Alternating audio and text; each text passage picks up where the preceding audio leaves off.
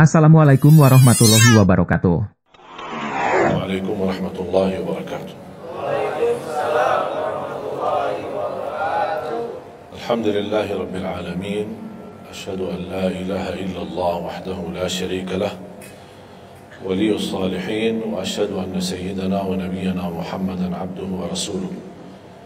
As-sadiqul amin. Allahumma salli wa sallim wa barik ala sayyidina Muhammad wa ala alihi wa sahbihi wa man tabi'ahum bi ihsanin ila yaumiddin.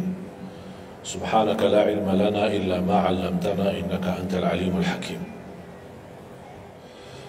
Para hadirin kaum muslimin muslimat, mukminin mukminat, semoga senantiasa dimuliakan dan diberkahi Allah Subhanahu wa taala. Dalam kesempatan yang singkat ini saya ingin mengingatkan beberapa amalan. Menurut saya amalan ini rata-rata sudah ditahu oleh orang dan hafal, tapi cukup banyak yang melalaikan, tidak menyadari amalan yang sederhana ini dianugerahkan oleh Allah dengan pahala yang amat-amat besar.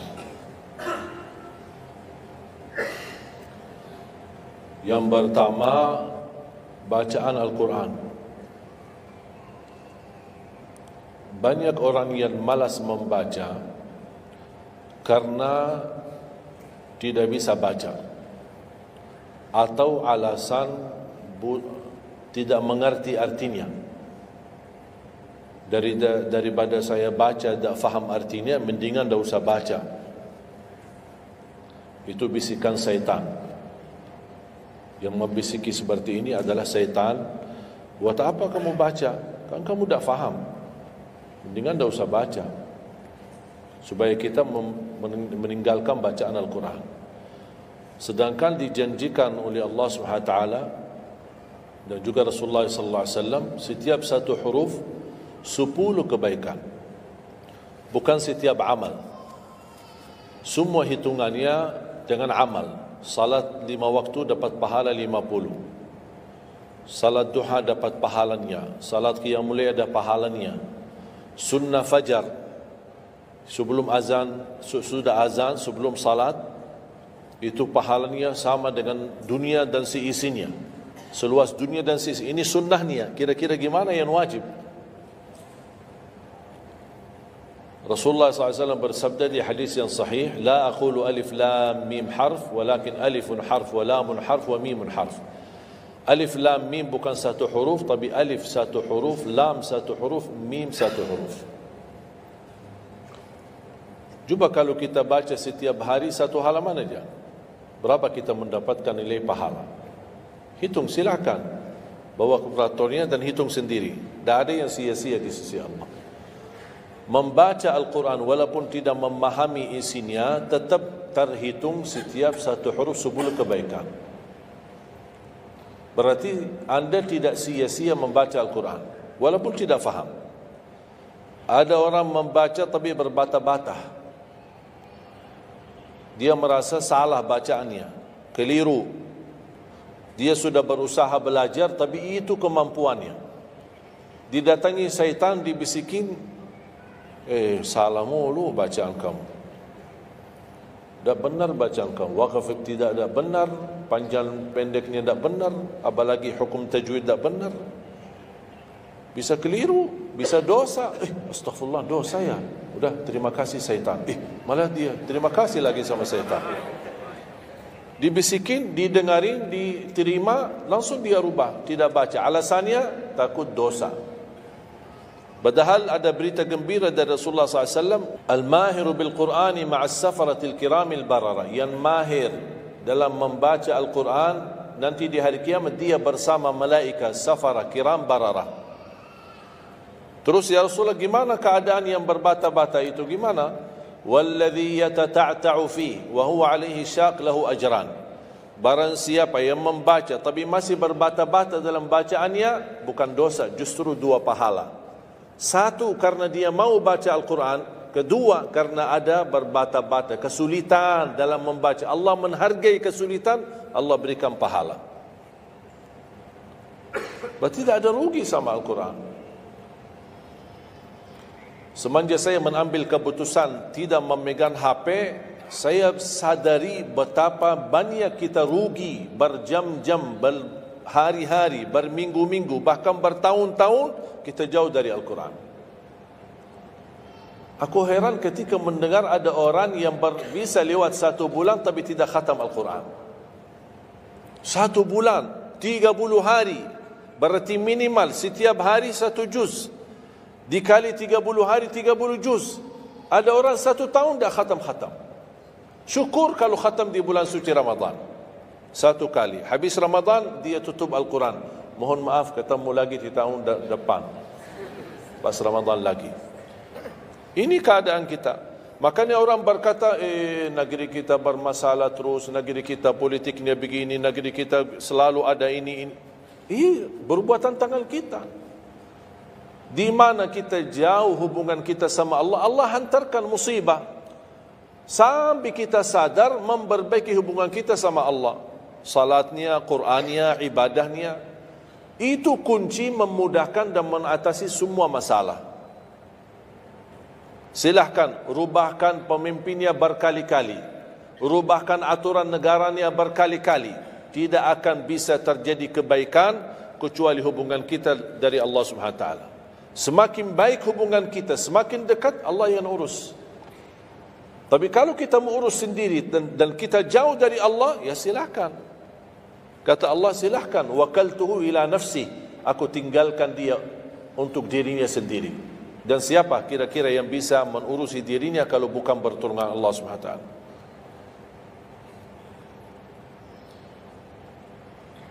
Jangankan bisa khatam Al-Quran dalam 30 hari, jangan 1 juz dalam 1 hari, 30 hari bisa dikhatam dalam waktu 10 jam. Saya pernah tes, menghitungkan waktu, bawa alarm, membaca dari subuh sampai zuhur. Tiba waktu zuhur, saya stop alarmnya, saya lanjut lagi habis zuhur. Sampai asar, lanjut lagi habis asar, lanjut sampai maghrib. Berapa saya habis khatam 30 juz? Bagi orang yang lancar bacaannya, tidak berbata-bata, bacaannya lancar, hurufnya jelas, tajwidnya bagus, tidak terlalu cepat, standar, sebagaimana bacaan tadi salat Isya, itu namanya standar, hadar, tapi disempurnakan tajwid, tidak boleh cepat dan tidak boleh terlalu lambat. 10 jam mampu khatam 30 juz. Saya punya teman sekolah di Madinah, dia berhasil khatam 30 juz dalam waktu 7 jam 49 minit. Makanya aku heran kalau ada orang berkata 1 bulan, mana bisa ya? Tahu enggak apa yang membuat masalah kita kenapa tidak bisa khatam Al-Quran? Karena suka lihat halaman belakang. Begitu buka baru mulai Al-Baqarah, Alif Lam Mim Dzalikal, buka terus halamannya. Sambil baca kita buka 600 sekian, kapan habisnya? Hudal lil muttaqin, sadaqallahul azim. Sudah langsung sadaqah karena sudah merasa berat. Dia menghitung halaman belakang sedangkan dia baru aja mulai 1 ayat. Dia langsung sadaqallahul azim. Syaitan tidak mungkin dan tidak senang melihat kita sering membaca Al-Quran. Kalau orang dulu susah baca Al-Quran wajar, karena susah menemukan Quran. Zaman sahabat cari kulit unta untuk tuliskan ayat yang Allah turunkan. Ada potongan ayat di Sayyidina Utsman, ada potongan ayat di Sayyidina Abu Bakar, ada potongan ayat di sana sini. Coba kumpulkan, susah. Makanya semuanya larinya kepada sahabat yang begitu datangnya wahyu, mereka langsung mendengar dari Rasul, langsung bisa hafal. Seperti Sayyidina Ubay bin Ka'ab radhiyallahu an, Zaid bin Thabit radhiyallahu an, Anas bin Malik radhiyallahu an, Uthman bin Affan. Jadi mereka datangin para penghafal Quran. Dah ada mushaf, dah ada Quran, dah ada HP bisa download Al-Quran 30 juz. Gimana? Tapi mereka tidak pernah tinggalkan Al-Quran. Bahkan ada di antara sahabat yang setiap malam tahajudnya khatam 30 juz dalam 1 tahajud. Cuba bayangkan, kira-kira alasan kita apa? Quran sudah di mana-mana, dalam segala terjemahan, warna-warni, tajwid, semua ada. Yang bagus, yang besar. Maaf, mata saya. Ada yang besar, ada segede meja ini. Ada. Susah menemukan, alhamdulillah HP bisa sekarang isinya 30 juz. Bisa dibawa kemana-mana. Tak usah pusing mencari Al-Quran. Semua kemudahan. Semestinya kita mampu mengalahkan sahabat Rasul. Karena kita semua fasilitas ada. Apa yang kita mau bilang sama Allah? Ada seorang, mungkin Bapak Ibu pernah nonton di acara Hafiz Indonesia. Namanya Kaila. Buta. Dia setiap hari, saya tanya, kamu berapa murajaah bacaan Quran setiap hari? 5 sampai 7 juz. Buta. 5 sampai 7 juz. Saya kaget. Tak panyakan. Kan kasihan kamu. Dan kebetulan kamu sudah punya uzur. Kalau tidak baca Al-Quran sama sekali, ana yakin Allah maafkan. Buta, dah bisa. Tahu enggak jawabannya apa? Saya malu sama Allah menjadikan buta saya alasan tidak baca Quran. Ini anak usia 7 tahun. Malu sama Allah menjadikan buta, padahal ini ujian. Butanya dari Allah, bukan dari dirinya. Tapi dia malu menjadikan buta itu alasan tidak baca Quran. Pertanyaan saya, alasan antum apa? Apa alasan? Sibuk. Belum ada waktu. Ya, saya maklum, belum ada waktu. Memang dunia ini bikin stres. Makanya tidak ada waktu. Saya nasihatkan mulai hari ini, jangan kasih Al-Quran sisa waktumu. Dalam istilah, kalau ada sisa waktu, insya Allah saya baca Quran. Kalau itu niatnya, dah bakalan. Tapi tolong utamakan Al-Quran dalam sehari-harimu. Minimal mulai harimu baca Quran, tutupi harimu baca Quran. Jangan tunggu sisa waktu. Wallahi Al-Quran keberkahannya luar biasa. Kesumbuhan, petunjuk, keberkahannya menjaminkan ke surga, selamat siksa neraka, selamat dari siksa kubur. Banyak anugerah. Sayang. Kadang-kadang kalau kita mendengar ada seorang da'i atau seorang ustaz, materi-materi bukunya bagus, isinya bagus, kita kejar. Di mana buku itu jual? Kita cari informasi, di mana buku itu jual? Ini tulisan manusia. Kita kagumi, kita banggakan, kita suka dan kita ikuti, bahkan kita kejar di mana-mana. Al-Quran kalamullah. Masa kalam manusia lebih mulia di hati kita daripada kalamullah? Silahkan boleh kagumi apa penyampaian ustaz, da'i, tapi jangan melebihi apa kata Allah. Jangan kita terharu ketika mendengar seorang berceramah, tapi berkali-kali kita simak ayat suci Al-Quran tidak pernah meneteskan air mata, seperti mendengar surat kabar atau koran. Masalah. Ternyata ucapan manusia lebih menyentuh hati. Padahal kata Allah, kalau Al-Quran diturunkan di atas gunung bisa hancur jadi tanah basir. Kembali lagi, jangan lewat satu hari belum baca Quran. Tidak bisa baca, masih bisa simak, dengar. Setelkan murattal dari HP-mu. Manfaatkan kondisi macet di Jakarta. Manfaatkan. Lagi naik motor, taruh apa ruginya? Ruginya apa? Simpan handsfree di telinga, ya sambil bawa motor. Dengarin ayat suci Al-Quran. Nikmat, berkah, dalam lindungan Allah, disertai malaikat. Apa ruginya? 1 jam di dalam perjalanan, tidak ada rugi. terhitung memang umur kita, tapi sudah diisi mendengar Al-Quran. Cuba banyak waktu. Nikmat. Kalau saya merasa kesibukan mengganggu sampai tidak ada luang waktu cukup untuk saya bisa baca tilawah di rumah, saya menikmati di jalan.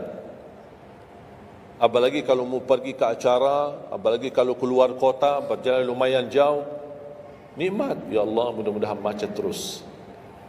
Nikmat. Macet ini menjadi nikmat. Dah fikir macetnya kerana lagi melihat Al-Quran.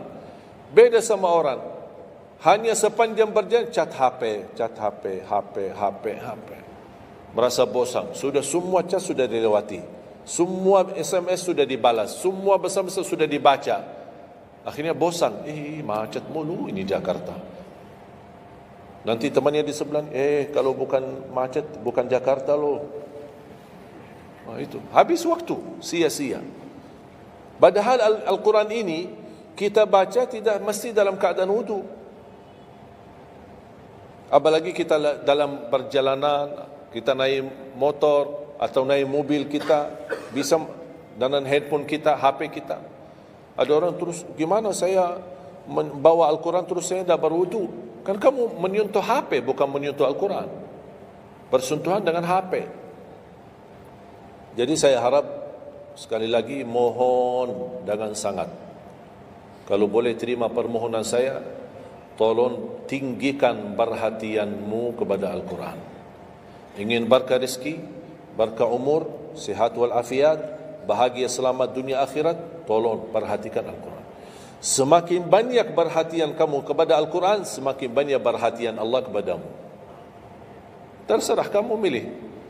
Mau dapat perhatian dari Allah cuma 1 jam, ya udah 1 jam aja baca Quran.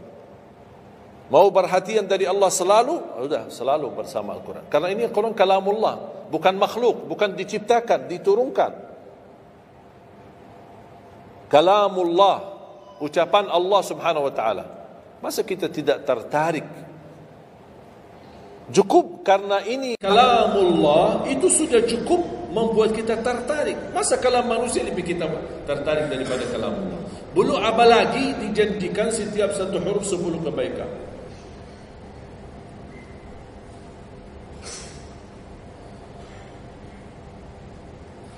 Kira-kira siap? Minimal mulai harimu baca Quran, tutupi harimu baca Quran. Habis bangun, sebelum beraktivitas baca. Baca apa? Bebas. Boleh tak saya baca sampai khatam tapi saya tak faham isinya? Boleh. Tetap dapat pahala setiap satu huruf sebelum. Baca sampai mempelajari isi maknanya, memahami maknanya, lebih besar lagi pahalanya. Membaca, memahami, menhayati lagi, lebih besar lagi pahalanya. Membaca, memahami, menhayati, menamalkan, lebih besar lagi.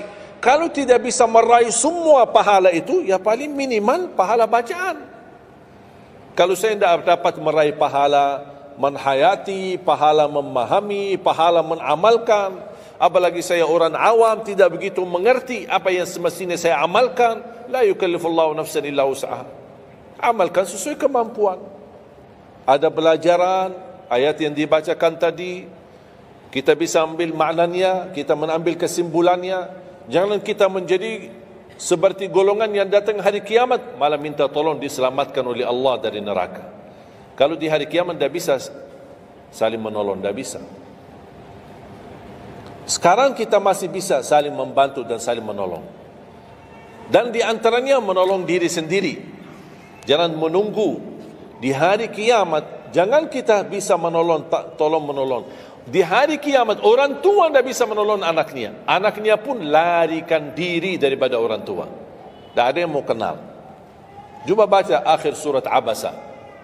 Yauma yafirrul mar'u min akhihi. Di hari itu kakak adik melarikan dirinya dari saudaranya. Wa ummihi wa abi, melarikan diri pada bapaknya dan ibunya. Biasanya kalau kita ketemu orang tua kita senang. bertemu, mohon doanya. Apalagi yang orang-orang yang tinggi berbakti baik sama orang tuanya, kalau di hari kiamat mau sendiri-sendiri. Jangan kita yang melarikan diri sendiri. Para Nabi dan Rasul semuanya doanya salim salim, ya Allah selamatkan, ya Allah selamatkan. Ini Nabi, kira-kira kita gimana? Yauma yafirrul mar'u min akhihi wa ummihi wa abihi wa sahibatihi wa bani. Sampai dari istrinya pun dia melarikan diri. Mohon maaf, sendiri-sendiri. Saya tidak bisa tolong kamu. Jangankan kita sama istri kita atau sama anak-anak kita. Rasulullah sallallahu alaihi wasallam pernah berkata sama Siti Fatimah, anaknya Nabi Muhammad, "Ittaqillah fa inni wallahi la ughni anki min Allahi syai'a."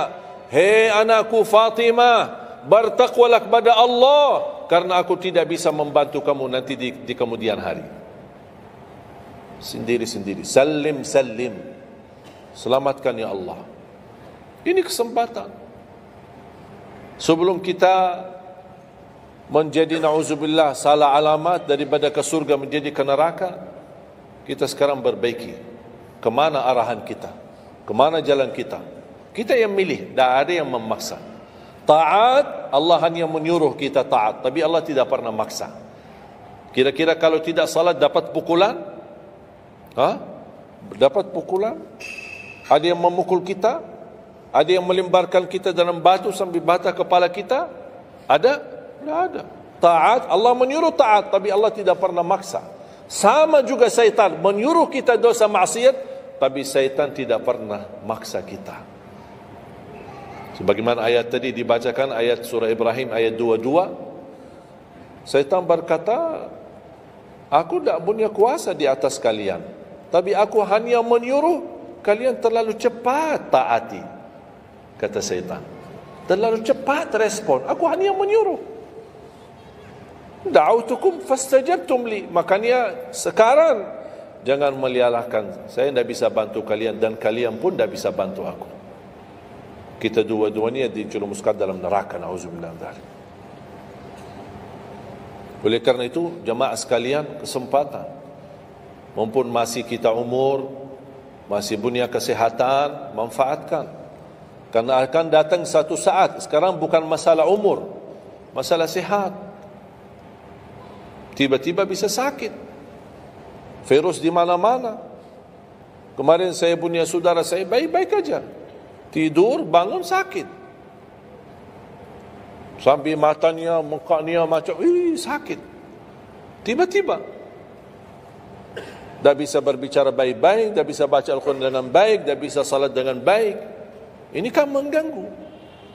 Makanya Rasul mengingatkan, ketika anda sehat dan masih punya umur, jangan sia-siakan, karena akan datang satu saat anda tidak sehat dan tidak bisa maksimal ibadah. Selama anda masih bisa dan mampu maksimal ibadah, manfaatkan, jangan dirugikan. Akan datang satu saat anda tidak bisa. Saat anda berdiri, manfaatkan salatmu saat berdiri. Besok akan datang satu saat anda tidak bisa berdiri. Bahkan ada orang yang ingin sekali sujud, tapi dia bisa karena sakit lutut. Dia tidak bisa lipatkan kakinya, tidak bisa sujud. Betapa banyak orang yang merugi ketika dia sehat, dia tidak memanfaatkan dan menikmati ibadahnya. Yang kedua, doa azan. Setiap hari kita mendengar azan 5 kali. Sayang sekali banyak yang sibuk dengan handphonenya. Azan ini panggilan Allah.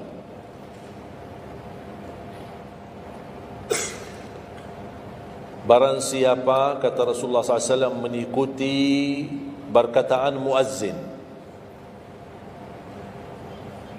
artinya muazzin mengucapkan Allahu Akbar, Allahu Akbar, kita ucap Allahu Akbar, Allahu Akbar.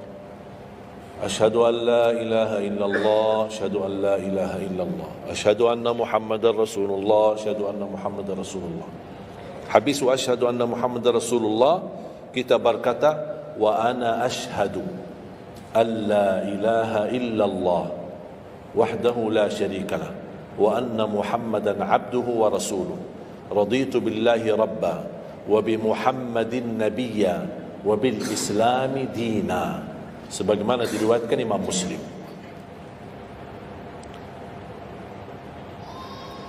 Hayya 'alas salah, kita jawab la haula wala quwwata illa billah. Apa hikmahnya di sini la haula wala quwwata illa billah? Ya Allah, kami tidak punya daya dan kekuatan untuk menghadiri panggilan-Mu kecuali dengan pertolongan-Mu ya Allah. Karena hayya 'alas salah butuh gerak. Bergerak, datang. Hayya 'alas salah, panggilan, hey, mari salat. Ya Allah, la haula wala quwwata illa billah. Ya Allah, kami tidak punya kemampuan menghadapi godaan dunia, menghadapi hawa nafsunya, menghadapi malas kecuali dengan kekuatan-Mu ya Allah. La haula wala quwwata illa billah. Meraih kemenangan, meraih kemuliaan, hayya 'alal falah. Ya Allah, kami tidak mampu meraih kemuliaan itu kecuali dengan kekuatan dan izin-Mu ya Allah. Allahu Akbar, Allahu Akbar, kita ucapkan Allahu Akbar, Allahu Akbar. La ilaha illallah, kita ucapkan la ilaha illallah. Habis itu apa? Apa kata Rasulullah SAW di hadis yang diriwayatkan Imam Bukhari? Thumma salla alayya, selepas itu dia bersalawat kepada Nabi Muhammad. Allahumma salli ala Muhammad wa ala ali Muhammad. Bagi Sayyiduna boleh, tidak bagi Sayyiduna boleh. Selepas itu doa, Allahumma rabb hadhihi ad-da'wati at-tammah was-salati al-qa'imah ati Muhammadan al-wasilata wal-fadilah wab'athhu maqaman mahmudan alladhi wa'adta. Ini ucapan yang saya sampaikan di Sahih Bukhari. Ada riwayat-riwayat yang lain, Allahumma rabb hadhihi ad-da'wati at-tammah was-salati al-qa'imah ati sayyidina Muhammadan al-wasilata wal-fadilata wad-darajata al-'aliyata ar-rafi'ata min al-jannah wab'athhu maqaman mahmudan alladhi wa'adta innaka la tukhliful mi'ad. Innaka la tukhliful mi'ad. Tambahannya diriwayat Imam An-Nasai dan semuanya sahih. Mau milih mana yang anda hafal, mana anda biasakan, silakan. Mau ambil hadis yang diriwayatkan Imam Bukhari boleh, mau ambil yang diriwayat Imam Nasai boleh. Asal jangan sampai begitu dengar azan tidak mengikuti muazzin dan sia-siakan doa itu. Padahal doa sederhana. Siapa yang tidak hafal? Setiap ditayangkan azan di TV selalu dibacakan Allahumma rabb hadhihi ad-da'wati at-tammah was-salatil qa'imah. Saya pernah tanya guru saya, seandainya ketika saya mendengar azan tapi terlalai dengan kesibukan atau telefon mendadak atau apalah urusan, baru saya menyadari ketika muazzin sampai ke hayya 'alas salah, saya belum mengikuti dari awal.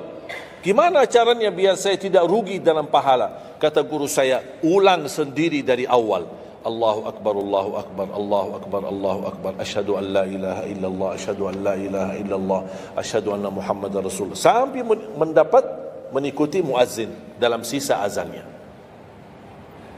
Begitu selesai baca doa yang saya tadi sampaikan. Apa kata Rasulullah? Barang siapa yang mengamalkan ini, faqad hullat lahu syafa'ati yaumal qiyamah, dijamin dapat syafaatku.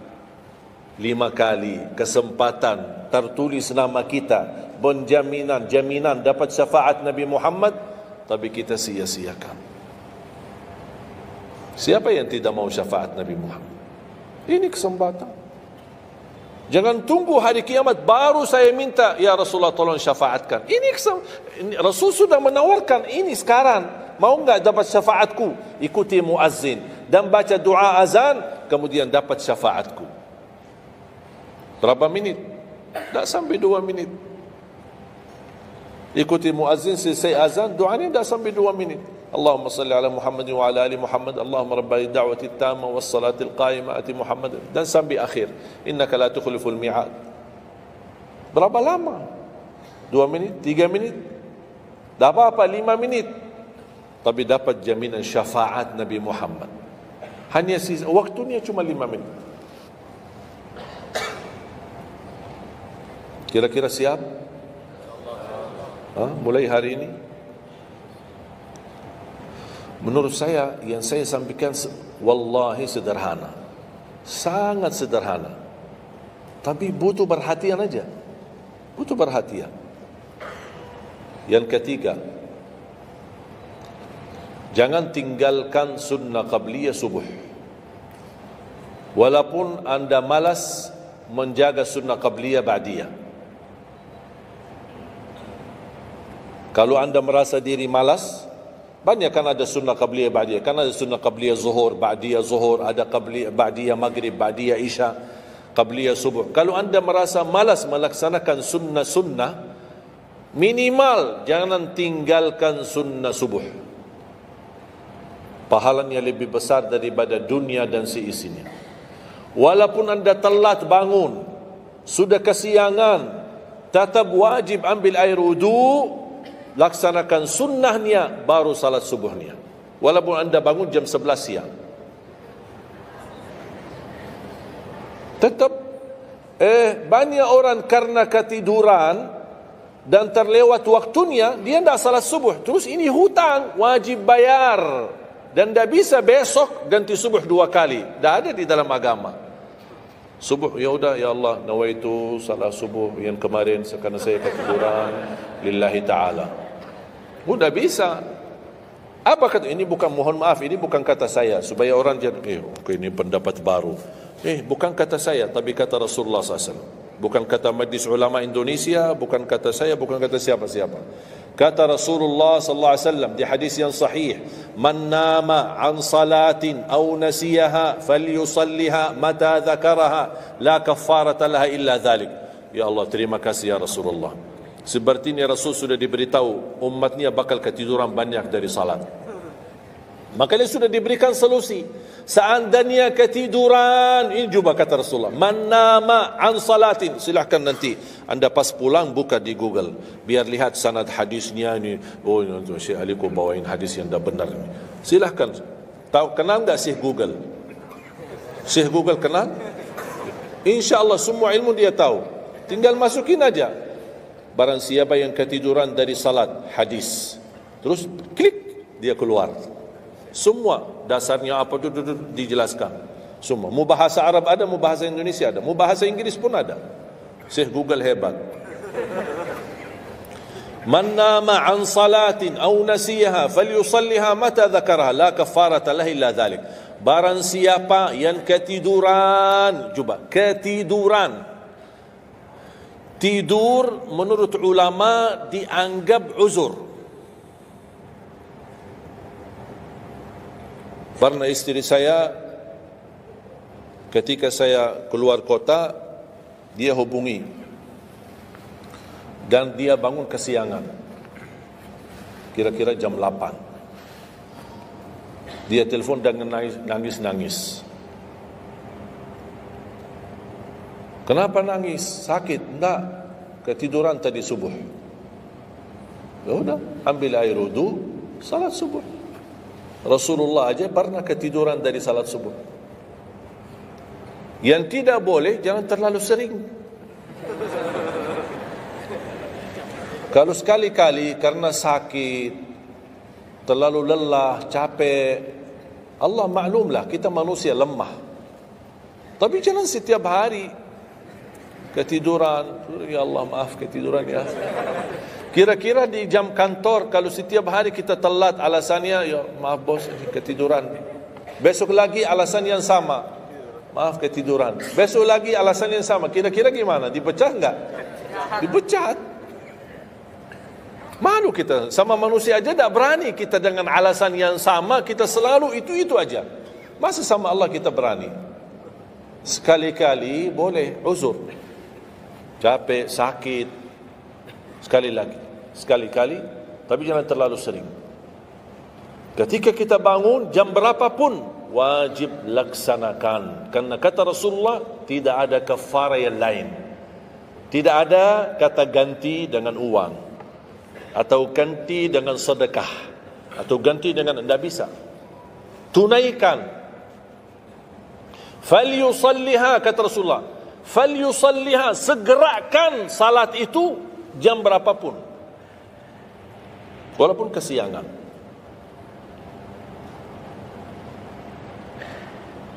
Jelas? Sering ya ketiduran ya? uzur. Saya juga berapa kali ketiduran. Bukan berarti saya tidak pernah ketiduran, berapa kali. Bisa ada orang habis tahajud, terlalu lelah, capek, dia mau hanya istirahat saja di atas sajadahnya. Pas bangun sudah jam 7. Padahal Masya Allah tahajud. Semangatnya tahajud tapi ketiduran salat subuh. Makanya ini harus disesuaikan kemampuan. Anda merasa diri kalau salat tahajud 8 rakaat, bangun jam 2, ya Allah kuat, tidak kuat ini. Kembali kepada kemampuan. Tahajud tidak harus 8 rakaat. Tahajud tidak harus 20. 2 rakaat, tutup witir sudah tahajud. Dan tahajud pun salat malam tidak harus tidur dulu. Ada orang, harus tidur walaupun tutup mata sebentar terus buka lagi. Ini ilmu baru di Indonesia ini. Saya pernah share satu video, ada satu komen dari jamaah, enggak, saya belajar harus tidur dulu walaupun tutup mata sebentar terus buka lagi. Kembali kepada kemampuan. Ada yang biasa tidur, bangun tengah malam, sepertiga akhir, itu lebih afdal. Tapi ada yang tahu dirinya, kalau saya tidur mana bisa bangun. Udah, mendingan daripada tidak ada tahajud malam itu, mendingan kita salat. Dan ini bukan kata saya, dan bukan kata ulama, tapi kata Rasulullah sallallahu alaihi wasallam. Sebagaimana di hadis yang sahih kata Abu Hurairah radhiyallahu an, pernah Rasulullah menwasiatkan aku jaga witir sebelum tidur. Berarti Rasul mengizinkan kita melaksanakan ibadah salat malam, di antaranya witir sebelum tidur. Umar bin Khattab radhiyallahu anhu punya kebiasaan witir sebelum tidur. Ditanya, kenapa witir sebelum tidur? Dia kata, saya takut meninggal dunia dalam keadaan tidur, belum tertulis nama saya sebagai ahli witir. Saya punya kebiasaan, habis pulang ke rumah, sebelum tidur ambil air wudu, salat 2 rakaat sunnah wudu, kemudian salat 2 rakaat muqaddimah witir, kemudian 1 rakaat witir, baru saya tidur. Kalau dapat bangun lagi, alhamdulillah bisa tahajud, tapi tidak boleh witir lagi karena sudah witir duluan. Sudah faham? Sederhana enggak Islam ini? Sederhana. Banyak orang yang berkeinginan tahajud, berkeinginan salat witir, tapi kan harus tidur. Saya orang yang berat tidur. Kalau saya tidur mana bangun lagi? Udah, kesempatan bisa anda laksanakan sebelum tidur. Ada orang yang memang tidurnya aja akhir, jam 12, jam 1 baru dia bisa tidur. Ya mendingan daripada tidak salat malam sama sekali, mendingan salat dulu baru tidur. Dapat bangun, alhamdulillah. Tidak dapat bangun, sudah tertulis namamu, sudah salat, sudah ahli witir. Innallaha witir, yuhibbul witir, fa'autiru. Allah maha witir, Allah maha witir, Allah cinta witir, jagalah witir. Dan ini termasuk 2 sunnah yang Rasul tidak pernah tinggalkan, sunnah subuh sama sunnah witir. Sakit, sehat, mukim, di dalam kota, musafir, keluar kota, perang, aman, damai, tetap tidak pernah tinggalkan 2 sunnah itu, sunnah subuh sama sunnah witir. Itu kebiasaan Rasulullah SAW. Kalau anda merasa pun sakit, tidak bisa berdiri, tidak bisa qiyam, bisa anda laksanakan witir dalam kondisi duduk. Yang terakhir, ayat Al-Kursi.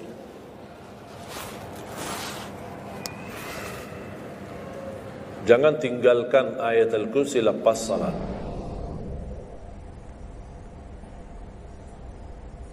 Jangan tinggalkan ayat kursi lepas salat. Salat wajib. Sama ketika mau tidur. Cuma 1 ayat. Tapi tahu enggak pahalanya apa? Kan habis salat kan ada zikir-zikir kan? Istighfar, tasbih dan yang lain-lain. Di antaranya baca ayat kursi. Tahu enggak pahalanya apa?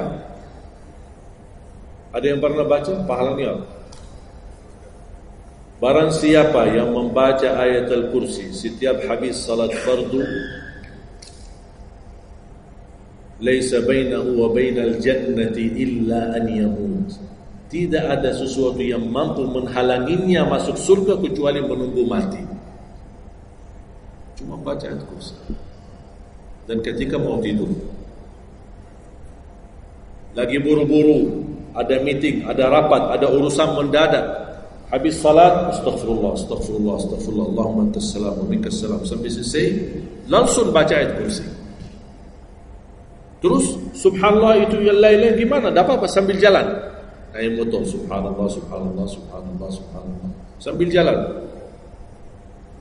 Subhanallah ada riwayat 33, ada riwayat 25, ada riwayat 10, minimal 10. Subhanallah 10 kali, alhamdulillah 10 kali, Allahu Akbar 10 kali.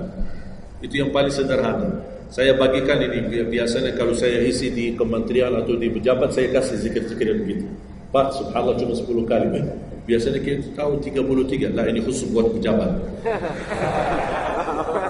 Yang penting zikir supaya jangan tinggalkan. Zikir. Banyak orang sibuk mendadak ada urusan, udah zikir subhanallah cuma 10 kali. Subhanallah 10 kali, alhamdulillah 10 kali, Allahu Akbar 10 kali. Itu paling cepat. Subhanallah. Ternyata di dalam agama ada yang juga hemat. Hemat sederhana tapi pahalanya tetap besar dan dikurangi. Tidak ada pahala yang hemat. Semuanya pahala sempurna, semuanya pahala agung, sempurna dan luar biasa dahsyat balasan Allah Subhanahu wa taala. Makanya jangan disia-siakan. Yang sederhana ini, makanya saya buat buku 20 amalan ringan tapi pahalanya sangat menakjubkan. Karena selama saya di Indonesia, saya sudah tahu prinsip orang Indonesia. Orang Indonesia tidak suka yang ribet-ribet. Yang ribet-ribet tidak suka. Yang susah-susah tidak suka. Orang Indonesia mau mudah yang ingat, mudah dihafal, mudah diamalkan dan masuk surga. Itu orang Indonesia. Ya, jadi yang susah-susah, iya, gimana ini suruh baca 1000 kali? Mana ada waktu 1000 kali? Baca ada sudah 100 kali, udah ngantuk. Saya kasih yang sederhana. Kenapa saya kasih? Karena kemampuan beda-beda. Ada yang tekadnya tinggi, kemampuannya luar biasa dahsyat, bisa ribuan kali dia berzikir, dia silakan. Tidak ada yang melarang kita berzikir, bebas berapapun. Tapi ada yang malas. Udah. Jadi alhamdulillah di dalam ajaran Islam kita ada malas ya ini malas. Makanya saya bikin 20 amalan dan ini buku 20 amalan ringan. Pahalanya sangat menakjubkan. Pahalanya sangat besar walaupun amalannya ringan, mudah, sederhana. Dan buku ini hanya laku di Indonesia, tidak laku di Arab. Karena cocok dengan budaya Indonesia, saya sudah hafal. Sama dengan bacaan. Mohon maaf tadi kepanjangan insya-Allah. Pas begitu saya ingat merindukan kota Madinah, suasana Madinah. Pas di rakaat yang kedua saya, Allah ini saya di Indonesia. Makanya saya tidak jadi panjang rakaat kedua, biar lebih cepat. Karena memang budaya ini tidak bisa panjang-panjang, lama-lama tidak bisa. Kalau kulhu bisa dibagi dua, terima kasih. Kita lihat tarawih kan salah satu contoh tarawih. Walaupun 23 rakaat jumlahnya banyak, tapi ayatnya pendek. Al-Hakum qul al-'asr qul al-humazah qul. Ini budaya. Kita kan hormati budaya, harus belajar. Walaupun sekarang ada beberapa masjid yang panjang, yang kembali kepada kemampuan, tapi tidak boleh saya menyalahkan. Ada orang yang suka, tidak saya mau yang qul. Ya udah sana, masih qul di sana, masih kita kan. Yang penting kita bisa jaga salat. Dan yang terpenting dalam salatnya adalah yang terjaga kekhusyuan. Bukan masalah jumlahnya, bukan masalah kepanjangannya, tapi kekhusyuan. Tumanina, karena tumanina rukun dalam ibadah salat. Sama seperti rukun qiyam, rukun baca al-Fatihah. Tumanina. Apa itu tumanina? Ketenangan dalam salat. Bacaannya tenang, gerakannya tenang. Bukan kejar-kejaran. Imamnya baru baca Al-Fatihah, sudah amin. Makmum belum selesaikan ini, terus dikejar imam. Imam Allahu Akbar, sami'allahu hamdah, Allahu Akbar, Allahu Akbar, Allahu Akbar. Makmum jadi kasihan. Kejar, dia tidak bisa baca. Makmum tidak bisa baca apa-apa. Hanya fokusnya bisa kejar imam. Yang penting jangan sampai tertinggal imam. Yang saya fikirkan, kasihan yang tua-tua, bapak-bapak. Gimana yang bapak-bapak? Kalau yang muda-muda masih bisa kejar imam, terus yang bapak-bapak gimana? Setiap gerakannya batuk 10 kali. Rukuk batuk lagi, sujud batuk lagi. Karena pelan-pelan gerakannya. Saya pernah ada satu kejadian ketika masuk salah satu kampung, kita lewati, saya mampir, samping saya ada bapak lumayan tua, gerakannya juga pelan-pelan. Yang saya kasihan, Imam Allah, saya suka pas ketika takbir, Allah, Bismillahirrahmanirrahim, Alhamdulillahirrahmanirrahim. Barusan enak, takbirnya enak, bacanya kenapa enggak? Ini pelan-pelan aja, santai aja, santai. Walaupun baca satu ayat dua, bukan masalah berapa banyak bacaannya, yang penting kekhusyuan, tumakninah, karena rukun tumakninah.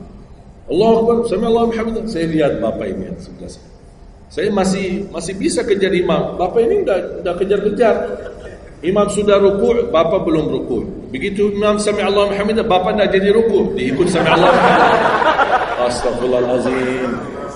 Pas sujud, kita sudah sujud 2 kali. Bapak kan pelan-pelan sambil batuk. Terus dia turun sujud. Pas dalam kondisi sujud, kita sudah berdiri, bapak kan baru dia turun, dia berdiri lagi. Astagfirullahaladzim. Pas di rakaat yang kedua, saya megang tangannya, Pak, kita pulang aja deh. Biar bapak salat di rumah. Kasihan bapak tidak bisa salat, tidak bisa rukuk, tidak bisa sujud, tidak bisa apa-apa. Makanya tumakninah bukan wajib, bukan sunnah, tapi rukun dalam salat, dan tidak sah walaupun salat sunnah. Tidak sah salatnya seorang kalau dia tidak membawa tumakninah. Tidak sah. Disiarkan, di-sharekan, diviralkan, dia bilang ada 23 rakaat 7 menit. Menurut saya tidak usah panjang lebar dibahas. Tidak sah, sudah selesai. Karena meninggalkan, sama dengan orang salat tapi tidak baca Al-Fatihah. Kira-kira sah tidak? Tidak sah. Gimana kira-kira bacaan Al-Fatihah? Oleh karena itu jemaah sekalian, mari kita sama-sama, apalagi tidak lama lagi kita menyambut bulan suci Ramadan. Saya harap kita mencintai budaya kita, mencintai negeri kita, tapi harus hal yang perlu diluruskan, harus diluruskan. Apalagi yang terkait ibadah salat, tarawih. Tidak masalah masjid 11 rakaat, ada masjid 23 rakaat, jangan ribut. Tidak masalah. Yang mau 11 silakan, yang mau 23 silakan. Yang penting kita bisa melaksanakan salat dengan baik. Apalagi alhamdulillah sudah sekarang muncul banyak para imam-imam, pemuda-pemuda yang bacaannya merdu, yang bacaannya indah. Kita bisa menikmati suasana bulan suci Ramadan. Bacaannya tidak mesti panjang-panjang. Walaupun rata-rata di Indonesia jarang kita menemukan masjid yang khatam. Dulu saya ingat waktu saya masih di Lombok, kita ingat salat tarawih khatam 30 juz, dan salat tahajud di 10 malam terakhir khatam lagi 30 juz. 2 kali kita khatam dalam 1 bulan Ramadan. Tapi ini karena permintaan dari lingkungan dan jamaah. Kalau tidak ada permintaan susah. Apalagi orang baru datang. Saya sering memperhatikan orang baru datang kayaknya salah masuk masjid. Pas begitu melihat imamnya kepanjangan, masjid apaan? Mundur ke belakang. Bahkan saya ketika lihat ada makmum mundur, saya baru masuk. Bapak mau kemana? Mau ambil wudu lagi. Pas habis salat saya tarik kanan kiri, tidak ada. Ternyata ambil wudu di rumahnya. Jadi karena tidak semua bisa, makanya tidak boleh kita saling menyalahkan, tapi kita harus saling mengingatkan. Saling mengingatkan. Mari kita sama-sama menjaga ibadah yang benar. Mari kita sama-sama menjaga ibadah yang khusyuk, ibadah yang tumakninah.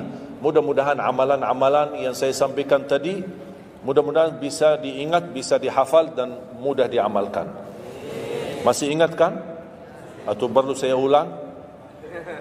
Amalan pertama, Quran. Minimal mulai harimu baca Quran, tutupi harimu baca Quran. Yang kedua, ikuti muazzin. Sama juga disertai doa azan, karena jaminan dapat syafaat Nabi Muhammad SAW. Yang ketiga, jangan tinggalkan qabliyah subuh sesudah azan. Walaupun anda bangun telat, melaksanakan salat subuhnya tetap didahulukan dengan salat sunnahnya. Terus yang keempat, Witir. Witir. Jangan lewat satu malam belum witir. Walaupun anda bisa laksanakan witir habis salat sunnah ba'diyah Isya atau sebelum tidur anda di rumah bisa laksanakan witirnya. Terus yang keenam ayat kursi setiap habis salat fardu. Mudah-mudahan insya-Allah amalan ini yang sederhana mudah-mudahan bisa kita jaga. Walaupun sederhana tapi saya yakin akan membantu menjadikan banyak perubahan dalam kehidupan kita. Akan bertambah keberkahan, ketenangan. Kita akan merasa jauh lebih sejuk, bahkan jauh lebih nikmat untuk kita beribadah. Baru saya ingat satu hal, sedekah. Kalau bisa, sedekah subuh. Pengalaman saya dari semua pelajaran yang saya pelajari, saya menemukan sedekah semua waktu baik. Jumat, waktu majlis ilmu, habis majlis ilmu, semua sedekah itu baik. Tapi saya menemukan sedekah subuh itu yang paling baik, yang paling dahsyat, yang paling cepat terkabul hajat kita. Kenapa sedekah subuh dahsyat? Karena setiap waktu subuh Allah turunkan malaikat, tugasnya cuma satu, mendoakan orang yang berinfak di subuh hari. Tidak usah payah dan susah cari orang miskin subuh hari. Mulai malam ini anda sediakan kota amal dalam rumahmu, atau anda bisa pinjam seperti kota amal ini Darut Tauhid ya, ini bisa anda pinjam atau minta sama Darut Tauhid. Anda bisa simpan di rumah. Setiap habis subuh sebelum beraktivitas isi sedekah. Yang lebih dahsyat lagi, sedekah yang disertai doa. Karena wallahi terjamin doamu terkabul dengan wasilah sedekah subuh. Sakit, ya Allah, aku mohon dengan berkat sedekah ini sembuhkan penyakitku. Kalau orang tua yang sakit, doakan orang tua. Ya Allah, dengan berkat sedekah subuh ini sembuhkan orang tua saya. Mencari jodoh, mencari kerjaan, apapun masalah yang anda hadapi, masalah hutang, masalah apapun. Orang tua sudah meninggal, ya Allah aku mohon dengan berkat sedekah ini titipkan pahala sedekah ini untuk kedua orang tuaku. Apa saja, mau hafal Al-Quran, tapi kalau boleh saya usulkan, satu kali sedekah fokus satu hajat. Jangan sedekahnya koin tapi doanya sampai terbit matahari. Malu sama Allah. Kelamaan doanya, sampai malaikat tulis doanya, kelamaan. Banyak sekali doa. Satu kali doa, satu kali hajat, satu kali sedekah. Sesuaikan. Bukan Allah tidak bisa, Allah maha bisa menolong kita, tapi kita malu. Masa kita sedekah begitu saja tapi kita minta panjang lebar. Ya, tolong disesuaikan. Tapi rutin, wallahi dahsyat. Antum insyaallah akan merasakan sedekah subuh, subhanallah. Setiap jamaah yang saya sampaikan, termasuk ada keluarga yang sudah lama menikah, tidak punya keturunan, saya memberikan amalan ini. Suami istri masing-masing mengamalkan. Isi sedekahnya, ya Allah aku mohon dengan berkat sedekah ini karunialah kepada kami keturunan. 17 tahun mereka tidak punya keturunan. Alhamdulillah 6 bulan kemudian saya dapat berita gembira dari mereka, kabar baik, alhamdulillah istrinya positif hamil. Sedekah subuh luar biasa dahsyatnya. Sedikit tapi rutin. Sampai insya-Allah kita dipanggil oleh Allah, mudah-mudahan dalam keadaan husnul khatimah. Allahumma ighfir lana wa liwalidina wa li jami'il muslimina wal muslimat wal mu'minina wal mu'minat al ahya'i minhum wal amwat. Allahumma ya Allah, jadikan pertemuan ini membawa barakah bagi kami, jadikan sisa umur kami lebih baik daripada yang sudah lalu, jadikan segala perjuangan kami, sedekah kami, infak kami, amalan salih kami menjadi pahala besar di sisi-Mu ya Allah, menjadikan membawa syafaat bagi kami di hadapan-Mu hari kiamat. Akhiri hayat kami dengan husnul khatimah. Ampuni dosa kami, ampuni kedua orang tua kami.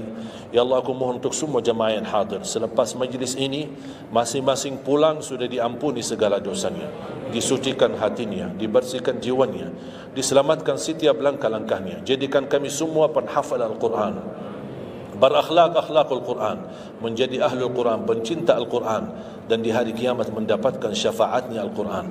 Birahmatika ya arhamar rahimin. Rabbana atina fid dunya hasanah wa fil akhirati hasanah wa qina adzaban nar.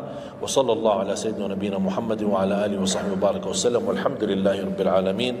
Akhirul kalam, subhanakallahumma bihamdika asyhadu an la ilaha illa anta astaghfiruka wa atubu ilaik.